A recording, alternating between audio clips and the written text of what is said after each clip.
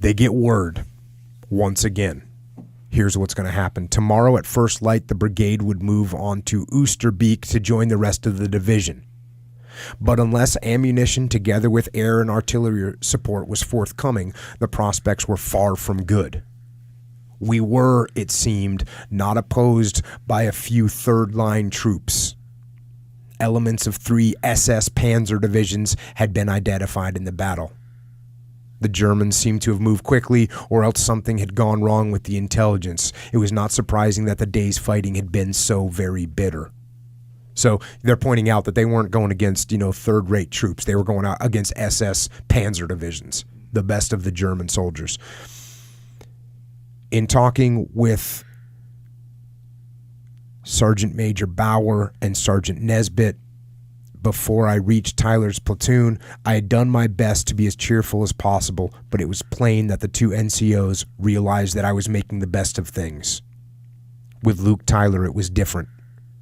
I could not insult him by trying to disguise our straits.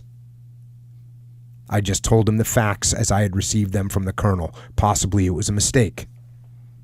Quite suddenly, the failure of it all oppressed me. In less than 36 hours, 2/3 of the battalion had gone. 15 rifle company officers had landed. Only 2 were left. 10 for certain had either been killed or wounded. The chances of surviving another day were small. Fatigue and hunger had drained me. There was a need to unburden myself. Luke was junior in my rank, but equal in years, and in any case it was easier to confide in someone who was in many ways a stranger. Even as I spoke, I was ashamed of this weakness. But there was no stopping. Quietly, Luke gave me the reassurance I needed.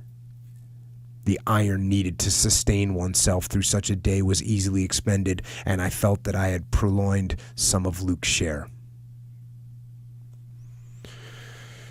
So he basically unloads to one of his guys, or to another officer below him in rank. But what I think is interesting about this is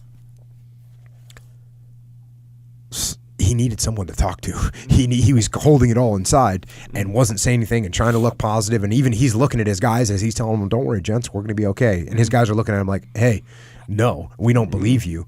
And so he feels the need to unload on someone. And that's why, I just think from my perspective, we always talk about relationships that you have on your team. And for sure, in your platoon or in your team, it's really good to have someone that you can just kind of unload on, that is professional enough to bolster you up without getting dragged down into your negativity. Yeah. And a lot of times I've found if you have someone like that, or maybe a couple people like that in your team that you can talk to, well, guess what? Sometimes they're going to be bolstering your attitude, and sometimes you're going to be bolstering their attitude. Yeah. And so you got to find someone like that that's in your team that you can say, "Man, this is horrible. This is going wrong." And someone's going to go, "Hey, you know what? It's not that bad. We're going to get through it." And then 2 or 3 days later, he might be coming to you and saying, "Hey, this is a horrible situation. I can't believe this." And you're going to be saying, "No, man, we're going to be all right." Yeah. So I think it's important, and that's, again, we're building relationships, but that's one of the reasons we build relationships.